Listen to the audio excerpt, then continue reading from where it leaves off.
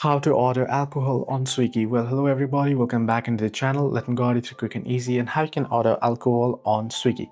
Well, ordering alcohol on Swiggy is a straightforward process in permitted cities, functioning much like ordering food. Simply open up Swiggy application, make sure you have signed into your account and make sure you have selected correct address. Now, Swiggy has expanded its wine shop category, allowing users to browse. So what you can do is you can proceed to head over right. So you can find in the wine section here, if you're able to see it, if it is available in your region where you have selected the address, it should be right here. Or what you can also do is you can search in alcohol or wine, that brand particularly.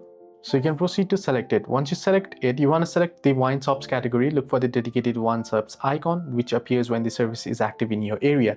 In my case, I've selected the reason whether it is not active yet. If it is active, you should be able to find it, or you can use the search bar, or you can get it from the bars below. Either ways, once you have done so, you can select and add items to your cart like you will normally order a food. You must be of legal drinking age. The app will prompt you to upload a valid government ID like Aadhaar, PAN or passport and take a selfie for verification and proceed to checkout and complete the payment. Hope this video helped you. Do like and subscribe.